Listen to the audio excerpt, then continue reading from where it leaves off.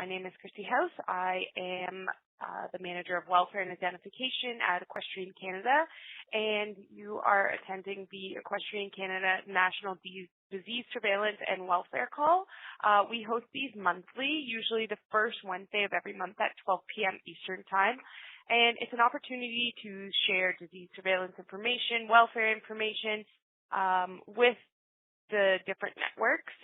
So we do record the calls, and they are put online afterwards for public publication. And we try to hold off questions till the end, just so that if there is anybody who doesn't want their questions on the recording, I'm able to remove them. So today we have a very good agenda ahead of us, and I would like to be conscious of everyone's time and get started. So all the lines are muted. At the end, if you would like to ask a question, you'll just have to press *6 to unmute yourself, and then everything should be good to go. So with that, I will pass it over to Dr. Tara DaCosta, of Senior Veterinary Biologics Evaluator from the Canadian Center for Veterinary Biologics. And with that, it's all yours. Thank you, Christy. Good afternoon, everyone. So as Christy mentioned, I'm an evaluator with the CCVB, the Canadian Center for Veterinary Biologics, and we are part of the Canadian Food Inspection Agency. I've been here for about 11 years now, and my role is sort of a general reviewer, so I have my hand in a little bit of everything that our section does. But I'd like to talk to you today about just that, what CCVB does in general, what our regulatory program is like for vet biologics, as well as with a special focus on how we license products and how products are imported into Canada. So veterinary biologics are, most people would know, vaccines in general. They compose the most of what we regulate. The definition of vet biologics, pretty general, the legal definition. It overlaps very closely with the legal definition for a veterinary drug. So what we've done is we have a memorandum of understanding with Health Canada Vet Drugs Directorate, and we usually define vet biologics as being products that are used for the prevention, treatment, or diagnosis of infectious diseases of animals. So that's where we draw a little bit of a line in the sand, is that these are basically drugs but that are used against infectious diseases, and their mode of action is via the stimulation of the immune system. So that's where these would differ from antibiotics, so to speak. We have a few different classes of vet biologics. As I mentioned, everybody knows about vaccines. Diagnostic test kits for infectious diseases are also regulated as vet biologics. If they are for physiologic conditions, those ones would be regulated by vet drugs, but for infectious diseases, they come to us. Antibody products, which are intended for administration to animals with claims against infectious diseases, so bovine colostrum, plasma, IgG, hyperimmunized egg products, those things are under our regulation, as well as certain immunostimulants and immunotherapeutics. This class of biologics/drugs is expanding fairly rapidly. There's quite a number of these on the market for humans right now, and we're seeing that reflected in some of the upcoming things in the veterinary world as well. So new classes of treatments such as monoclonal antibodies, and we're currently actually working with Vet Drugs Health Canada to divide these up and figure out exactly who regulates what. What we fall back on a lot is that the regulatory and the the regulatory pathway in the United States often is what dictates the regulatory pathway in Canada, since most of our products are manufactured in the U.S. For instance, vet biologics would be regulated by the USDA Center for Vet Biologics. So those kinds of things would have similar data requirements and registration packages as what we would be requiring. So they would come to us, versus FDA drugs would go to Vet Drugs Health Canada. So as you've probably figured out, in terms of who regulates vet biologics, it's us, the CCVB. We also have a branch in operations of the CFIA that are called Veterinary Biologics Operations, And there are 4 veterinarians working there in the areas. So one is in Calgary, one's in Guelph, one's St. Hyacinth, one's Charlottetown. And they are often a first point of contact for stakeholders and the general public. Here in Ottawa at the CCVB, there are only 8 of us now. We're a very small but mighty team. And a lot of us are kind of generalists, and we all do everything from inspecting facilities to licensing new products and dealing with general different situations that arise. We also have a pre-market assessment administrative support office, which short form is PASO, and they're located here in Ottawa with us. Our main support person name is Pat, and he's I'll be talking a little bit later about import permits, and that Pat would be the guy who veterinarians can apply, send their applications to for import permits. Veterinary biologics are regulated under the legislative authority of the Health of Animals Act and the Health of Animals Regulation. And why do we regulate these products? There are several good reasons why these products are regulated and not just a free for all. So safety, product safety is a big one. These products have to undergo sterility testing to make sure that, because they are mostly for parenteral use, at least the vaccines are, to make sure that they are not going to introduce any contamination, any bacteria into the animal. A lot of them, one thing that's interesting about vet biologics for parenteral use too is that they contain materials of animal origin. So they're made from obviously microbial strains. They often will contain things like serum and various other materials that come from bovine origin or porcine origin, various animal origins. So we look at those materials as well to make sure they're not going to introduce any infectious diseases, especially if they're coming from another country. This became a huge issue for Under the Looking Glass for us when BSE happened. In 2013, we basically started a new, more intense screening process for these MAO, as we call them. And as I touched on, so foreign animal disease is a big concern for us. And we want to make sure that things are coming from countries that have similar disease statuses and that they're being tested appropriately, treated appropriately, and that they don't carry any risk of introducing an infectious disease that could spread among our national herd and cause a potentially devastating situation, both from an animal health or economic point of view. We want to make sure that vaccines are relevant to our population, that they can contain strains that, A, are going to be effective against our native strains, endemic strains here, and that, B, they don't introduce any strains of diseases that could potentially, say, for instance, a virus that has a high mutation rate, recombination rate with wild-type viruses. We don't want a live viral vaccine coming here that is a new strain that's going to spread among our naive population, potentially recombine with what's endemic here and cause more problems. We also want to make sure these products are legitimate and that they are being regulated here or in their country of origin and then subsequently by us, because it might be surprising, it might not be, similar to in the veterinary drug world, there are a lot of counterfeit products being seen around the world on the market, over the internet, coming from foreign countries. So we want to avoid those types of things being used here for obvious reasons. Public health comes into play as well.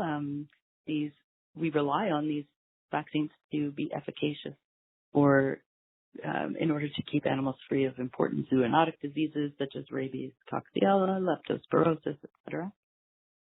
We also want to make sure the cold chain is maintained for the shipping and handling of these products. Most of them, it's very critical that they remain refrigerated. Some are even frozen and transported on liquid nitrogen. So we want to make sure that they don't degrade and that they are imported, say, for instance, into our country properly, kept under refrigeration, etc. It's also very important that we regulate pet drugs to ensure that we can implement post-market surveillance and controls. So that's pharmacovigilance. That word is used in the vet drugs world as well. So that means receiving and analyzing, collecting, reports on suspected adverse events, or if you want to call them side effects, or any problems that happen when these products are used in the field. We collect pharmacovigilance data. We also oversee recalls and stop sales, product quality issues, that kind of thing. And we play a role in coordination of the response between the manufacturer, the importer, the distributors, sometimes the end users being veterinarians, and farmers and producers.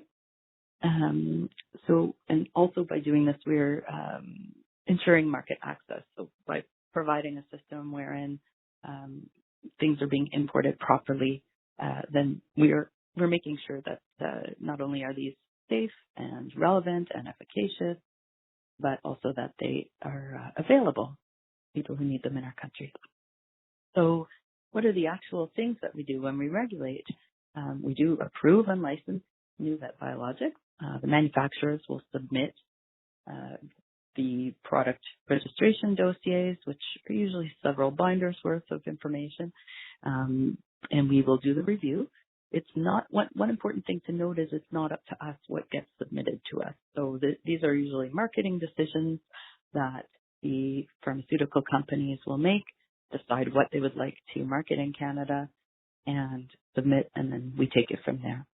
We regulate the import and export of vet biologics. So about 95% of the vet biologics used in Canada are imported. So we do have a small domestic industry, and some of those domestic manufacturers do export around the world. We have, for instance, Elanco, who manufacture aquaculture vaccines. They are located in PEI. And we also have BioVet, who manufactures diagnostic kits, located in St. Hyacinthe. A couple of examples there. Other tasks we do, other roles we play, we release restricted use veterinary biologics. So that would be import permits issued for emergency or research use of an unlicensed vet biologic. We release new cereals or lots of vet biologics that are produced by domestic manufacturers or non-U.S. manufacturers, such as manufacturers in European Union, Australia, New Zealand. We're fairly well harmonized with the U.S., so we recognize their review of what we call serial release testing. So serial release testing are the tests that they do on the finished product before they are marketed, and usually include a small safety test, a potency test, as well as a sterility test. We license Canadian vet biologics manufacturers, so we have a process of facility inspection and approval, and then what goes along with that is licensing of their first product, and that's sort of how a new company would be licensed and approved here in Canada.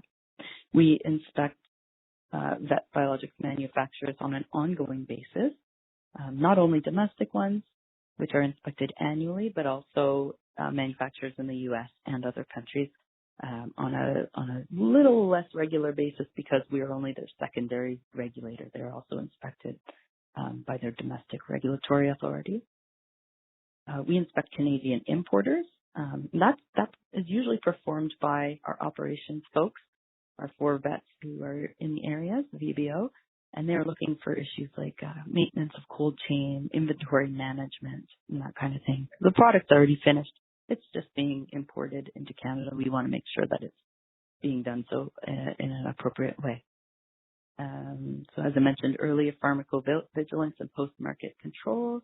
We also do some outreach and education to the vet colleges. Again, that's VBO and to other stakeholders. And we do participate in various regulatory initiatives and collaboration with international stakeholders and harmonization efforts as well. So VICH, that's the Veterinary International Conference on Harmonization. We work with the CVB USDA to a degree as well, and industry groups. For the licensing process, like how vet biologics get licensed in Canada, as I mentioned, most are manufactured in the U.S., and we do have defined and harmonized requirements for Canadian, U.S., and foreign manufactured products. So we look to the U.S. guidance in 9 CFR and in Europe, the European Pharmacopoeia, and then have our own regulations and external and internal guidelines for our regulatory process.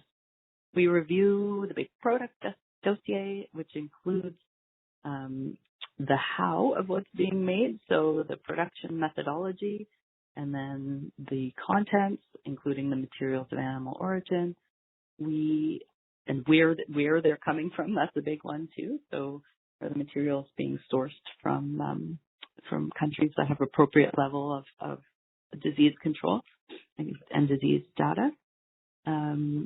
We look at the quality control, so sterility, in-process sterility and potency testing, safety testing, label information. So we review the labels. They have to conform to certain standards. And a big part of the review is looking, obviously, at the studies that were conducted by the company in support of the safety and the efficacy of the product. Often there'll be multiple studies starting from sort of laboratory putative efficacy, where they're just looking at the proof of concept, all the way to big field safety studies. We'll also look at environmental risk assessments, if applicable, certainly for all live vaccines that are novel strains, or for any genetically modified recombinant vaccines, that type of thing. We need to look at the shed from animals bred amongst animals, environmental persistence, genetic characterization, that kind of thing. So it's a lot more in depth for those types of products. And those those risk assessments are posted on our website for the public. And also for licensing, as part of licensing a new product, we have to make sure that the manufacturer is in compliance, that they've had their most recent inspection and have passed. And for that type of thing, we're looking at the production and process flows. So how are people moving through the facilities? How are clean materials moving through the facility? Dirty materials, making sure there's not no opportunity for cross-contamination. We're looking at their HVAC, their airflow, their air pressures, their equipment maintenance, validation, personnel qualifications and training, and then their QA, so their quality assurance program, and biocontainment. It's a little bit of an interesting situation, because not only are we trying to protect the product, like a drug manufacturer, we're trying to keep the product clean and not contaminated, but we're also trying to protect the people and the environment, because these products are often made with live organisms at one point in the process before. Sometimes, for a killed vaccine, they'd be inactivated eventually, but we are dealing with organisms that we don't want spreading throughout the facility or outside the facility.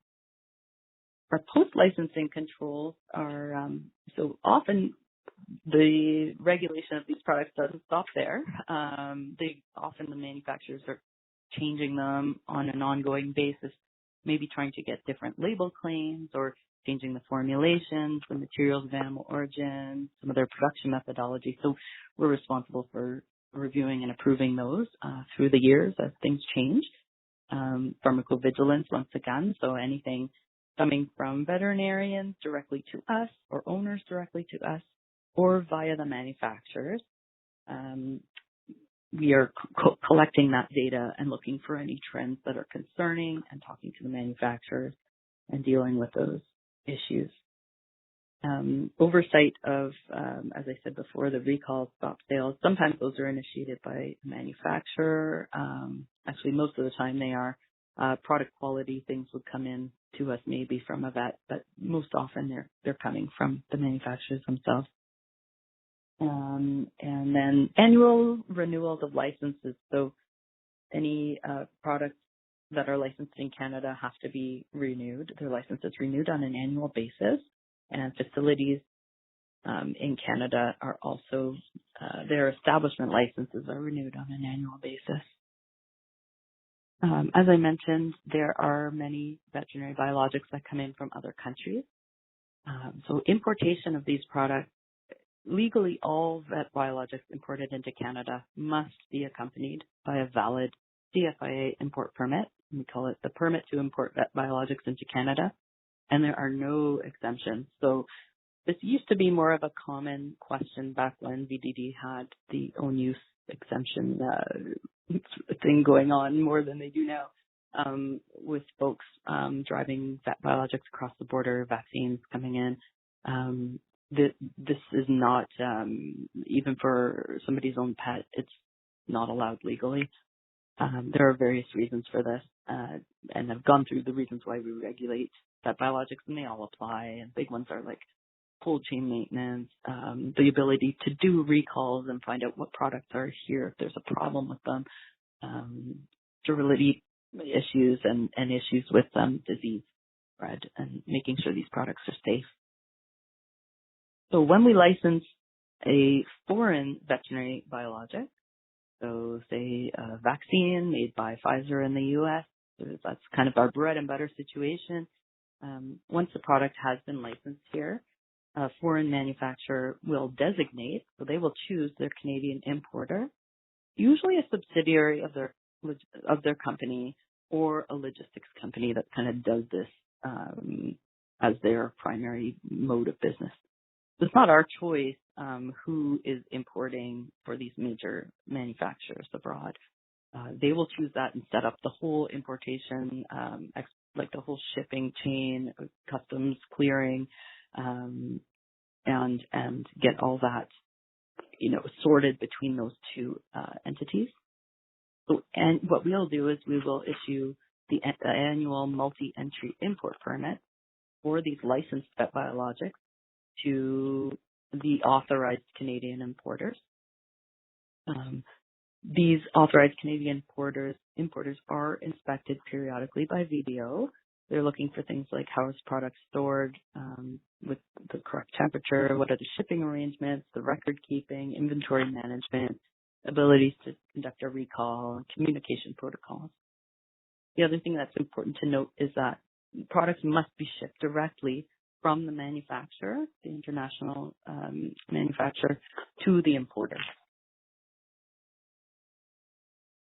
Now, if there are unlicensed products that are manufactured in other countries, so in the U.S. or elsewhere, it is possible through a process we have to import these into Canada to obtain the valid import permit to be able to import them. So they must be manufactured in countries that have similar animal disease status and equivalent regulatory systems, GMP facilities, for instance. So this usually compromises the USA, the European Union to some degree, depending on the country, but for the most part, Australia and New Zealand.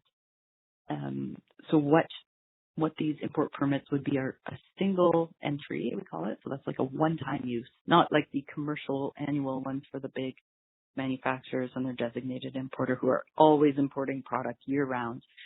These are just a one-time use usually, and they're issued for the purposes of research or emergency use of an unlicensed vet biologic by a veterinarian.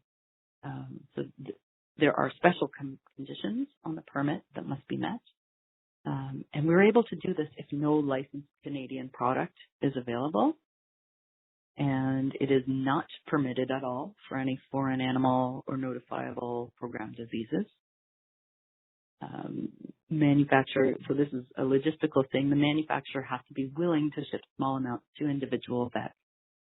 Sometimes they're not. A lot of times they are very cooperative and willing to do this, which is a good thing.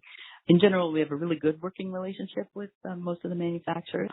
So I see that as a real bonus in our program. We're able to collaborate and work together on a lot of things because there are a lot of situations where things arise that are unexpected and out of the ordinary. So we're able to work through them to everybody's satisfaction. So for the same system, we do have a guideline on our website. 3.21 is the number of the guideline, and it has an obvious name, guideline for the importation and or release of unlicensed veterinary biologics for research or emergency use. And what it will outline in that guideline are the requirements such as the veterinarian needs to write a letter to the CCVB with specific details about sort of the justification and identification of the animal and the premises where it will be used, that sort of thing. What have they tried before? Have they tried anything? Have they isolated the organism? That kind of thing. There are also a couple of forms because we're bureaucrats and we like forms. Well, to be honest, forms make everybody's life easier because we don't end up having missed information come into us or lacking information. So a couple of forms to be filled out, which are linked in that guideline, as well as a fee. It's a $60 fee, so it's not too onerous. And the animal owner must be made aware that the product is unlicensed in Canada, either in writing or verbally. And another important condition is all suspected adverse events must be reported to us after using that product. So again, in this process, we might want to, actually we do always request from the manufacturer certain, sort of like a bare minimum of information. So we're not going to get like a huge product dossier with safety studies and efficacy studies. We are going to get things like, we want to see the methodology outlined. So how is this vet biologic made? What do the product labels say?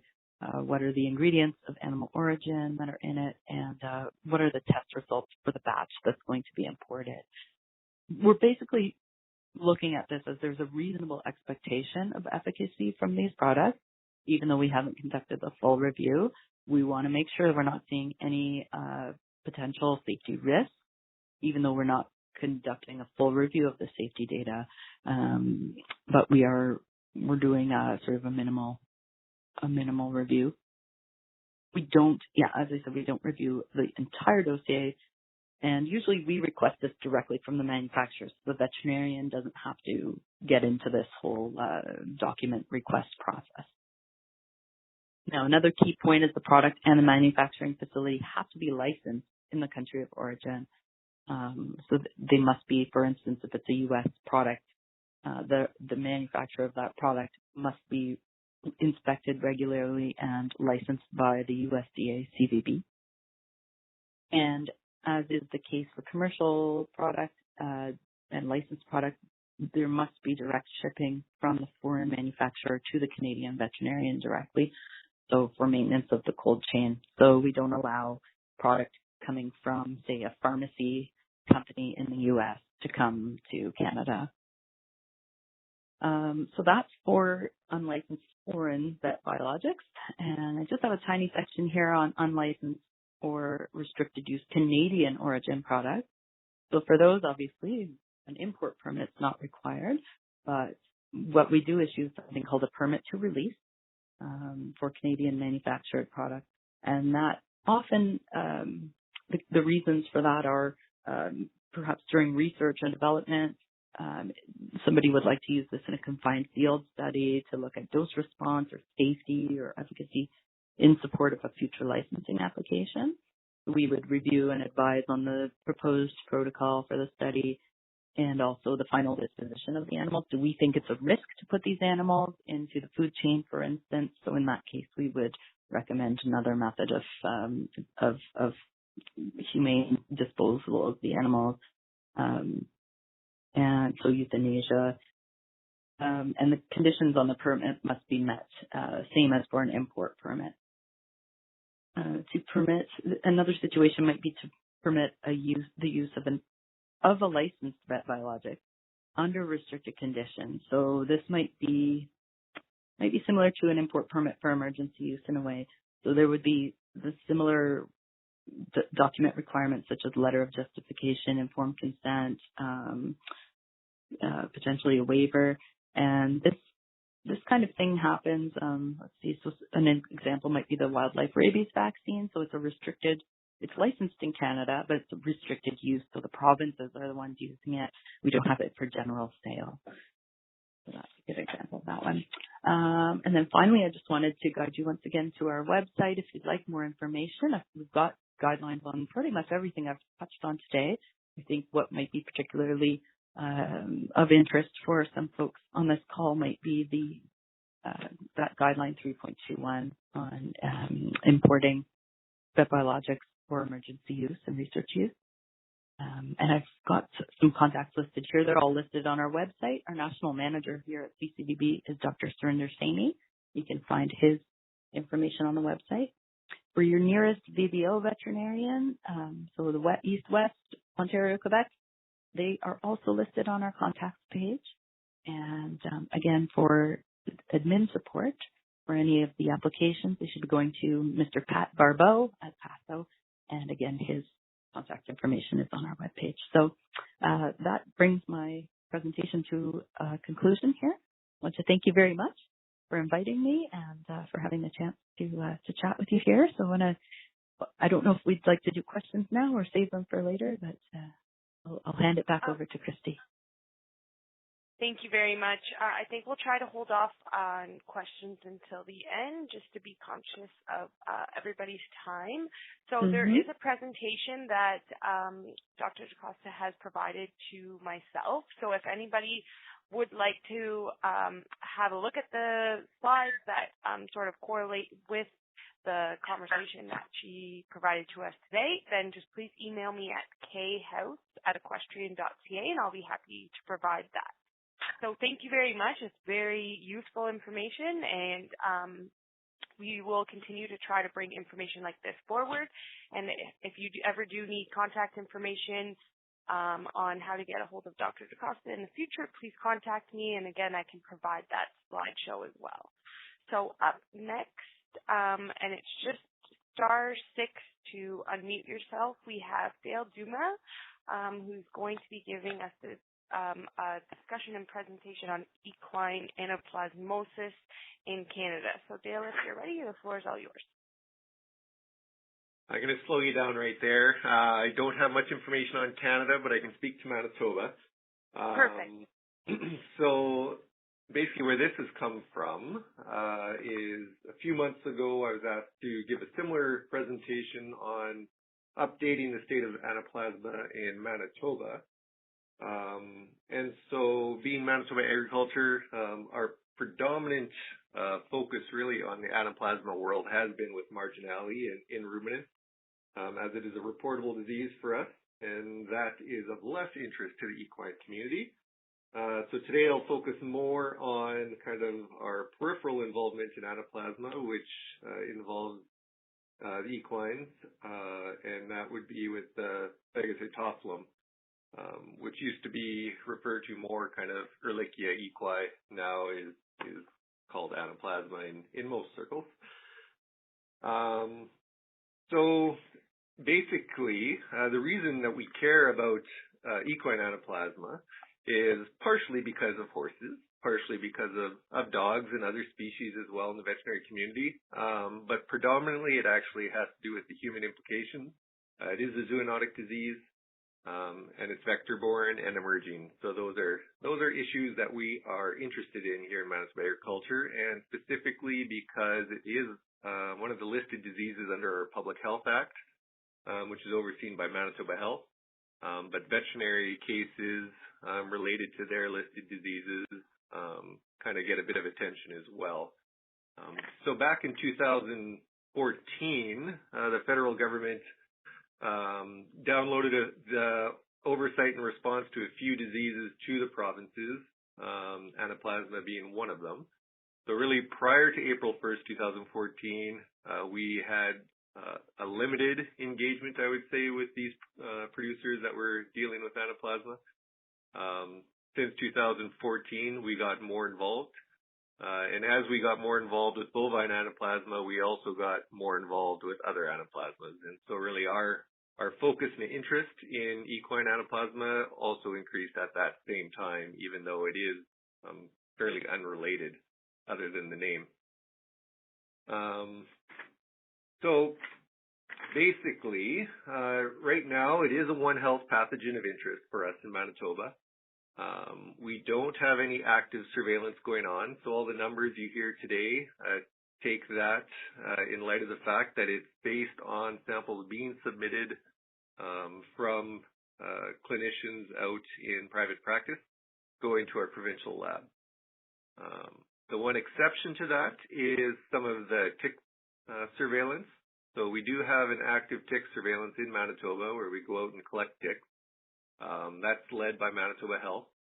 And part of that is looking at some of the diseases that those ticks are carrying as well. And so as far as equine anaplasma goes, really the ticks we're most interested is in the ixodes, and because that's the predominant vector. And last year, it was 2 years ago now, is the last reported result of our tick surveillance. The ticks collected, so the ixodes or the black-legged ticks, carried a prevalence of 4.2% for equine anaplasma. And so estimated sensitivity of that test leads us to believe that it's probably closer to about 8% of the ticks we collected that actually carry this particular pathogen. Interestingly, some of those infected ticks also carried other pathogens, including babesia and Lyme disease. And so if you're in a particularly bad location in the province, you have the potential of getting multiple diseases all in one bite. So that keeps people a little bit interested as well. So as I said, historically, prior to 2014, we didn't pay a lot of attention, honestly, to this particular pathogen. Occasionally, we would have a case float by our desk, and it was more of a curiosity and a side interest, but not much was done with it. But since 2014, we've paid a lot more attention. And so some kind of recent stats, 2015, we had no horses diagnosed with anaplasma through our lab. We had one dog that year. 2016, we had one horse and 4 dogs. 2017, 5 horses and 1 dog. And then last year we had 7 horses and actually no dogs diagnosed with it. So over the last few years, it seems to be increasing fairly significantly. I mean, 7 cases still isn't a huge number. But for a disease that no one used to really look at or even consider, it is something that we've definitely taken note of. And geographically as well, where historically, I mean, we didn't really see any cases, and if we did, it would generally be around Winnipeg or south of Winnipeg.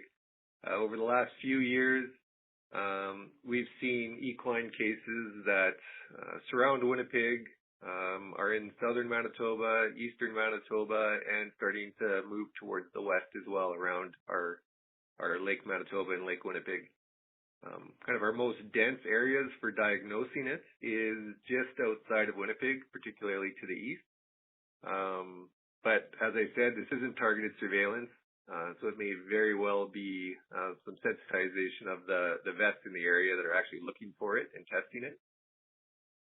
And these typically are clinical horses, so frequently it's ataxia they're seeing, kind of unexplained fever, maybe going off feed for a little while, but we have had significant cases as well where they become recumbent, and we've had some that have died.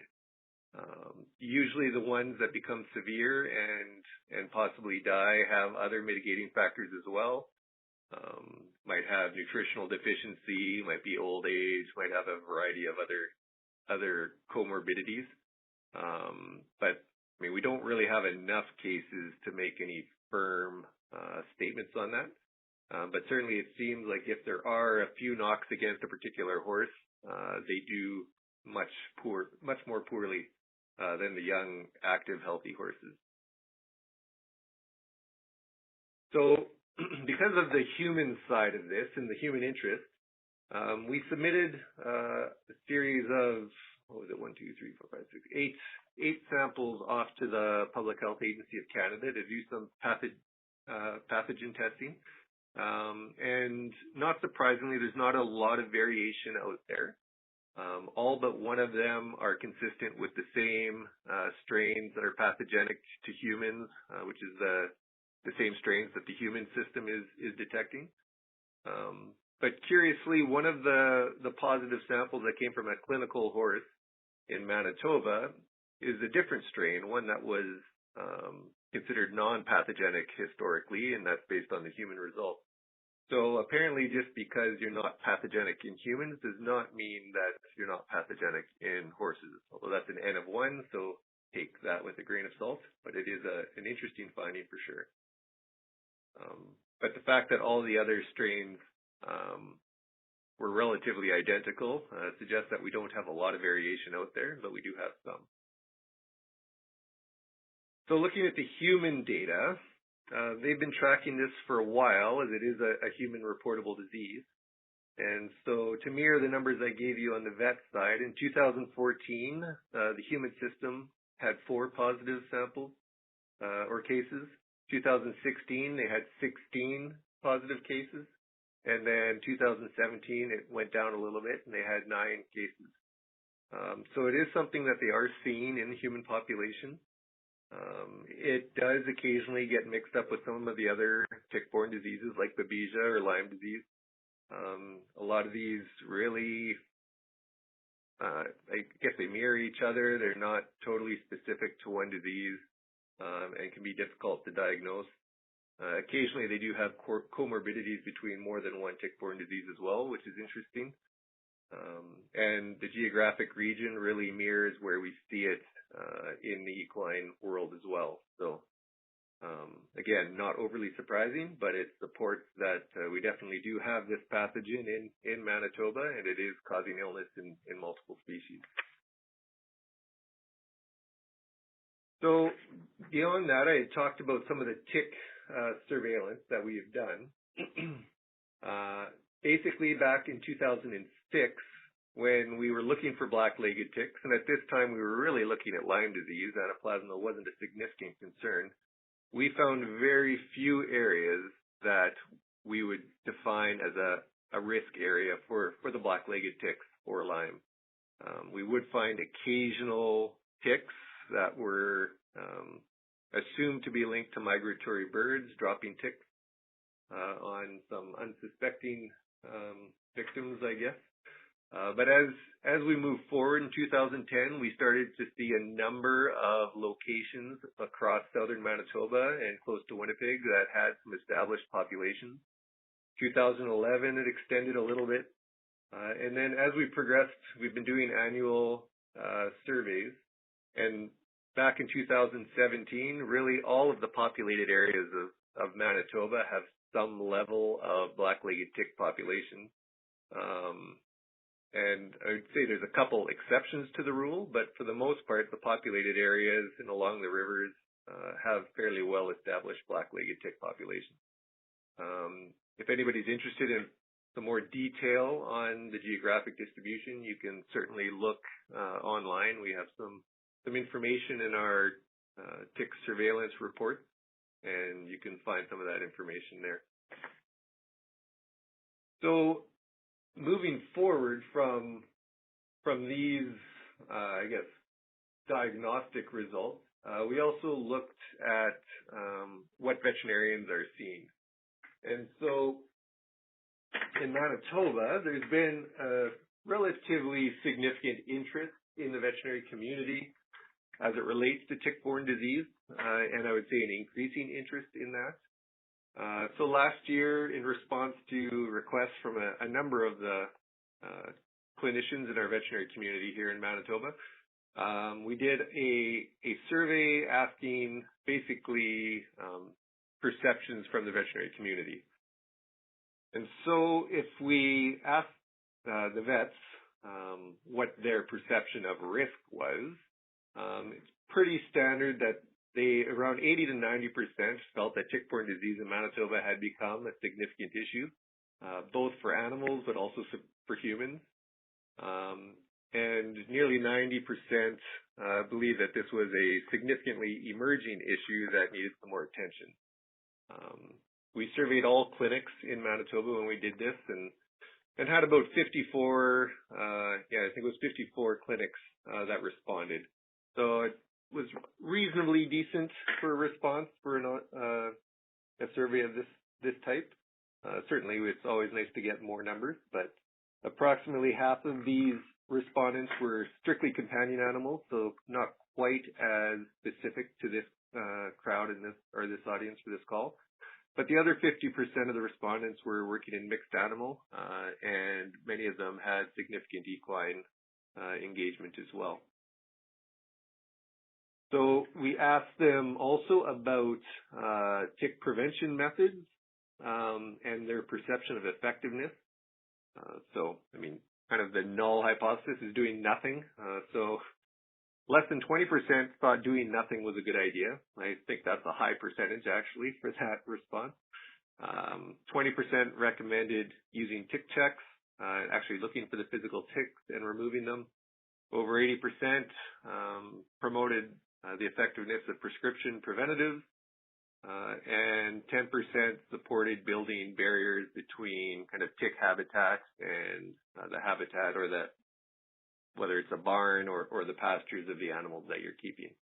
So that includes both the companion and the large animal, mixed animal vets. So, some of the preventions may be simpler to do in, let's say, a dog or a cat, not quite as easy in the large animals, but this encapsulated all of the respondents. So we also assessed kind of what level of tick-borne disease people thought they were seeing out there. So we asked a number of diseases. So for Lyme disease, for example, 60% thought that they had seen a number of cases over the last 12 months. Bovine anaplasma was about the same. Equine anaplasma, we had the 60% said they hadn't seen, they didn't believe they saw any cases. But 30% of the practitioners said they believe they saw between 1 and 10 cases. I think most of those respondents probably would have had a lower number in that range. But interestingly, 10% of the respondents actually thought they had seen more than 10 cases in the last 12 months. So for those clinicians, that's quite a number of cases, or we perceive that to be a very high number for a single clinician to be seeing in 1 month. These weren't all necessarily diagnosed with diagnostic testing, so it's hard to know how accurate it is, but that is the perception out there.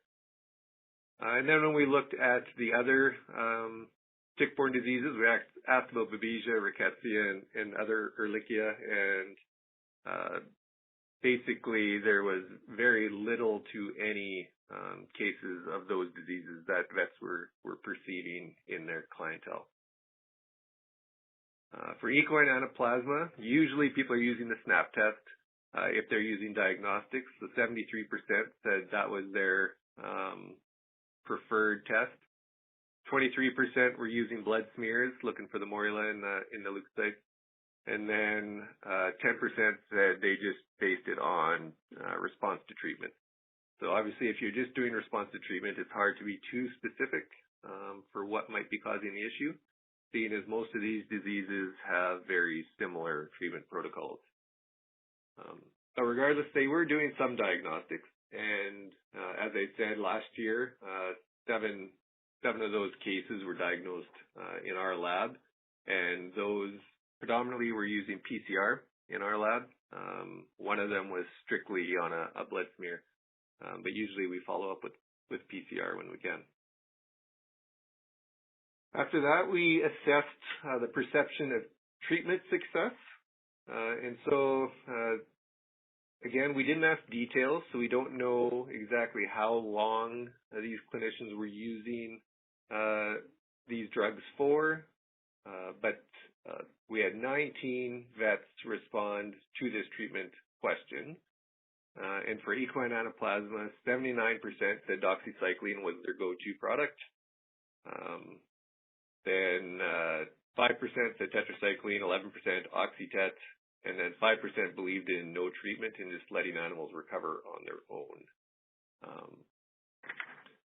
So that was the perception out there from the veterinary community, which is, I think, fairly reflective of other areas that are dealing with anaplasma as well. One thing you frequently do hear with equine anaplasma as far as treatment goes is that people will often follow it up with NSAIDs or steroids to try and mitigate some of the fever issues or potential laminitis. But for a healthy young horse, frequently no treatment does work. They'll recover on their own. But the general recommendation out there is it's a good idea to treat just to clear the pathogen out of the body and prevent any kind of possible latent infections or further transmission to ticks in the area. So at that point, I think I will wrap up my presentation, but if there's any questions, I'm happy to deal with them either now or later. Okay, thank you very much. So we will just let Dr. Cheryl James from the Canadian Animal Health Surveillance System provide an update on CAS, and then we'll get right to the questions. So Cheryl, it's just *6 to unmute yourself. Thanks very much, Christy. I'll make this really quick because I realize we're running over time here. Just to give you an update on the equine surveillance group in CAS. We are still working on the notifiable disease database system, which will be posted to the CAS website once we're done. We made progress, but unfortunately we haven't got it quite ready yet. And we will be linking the reports of notifiable disease to maps, and the maps will also have census data on them.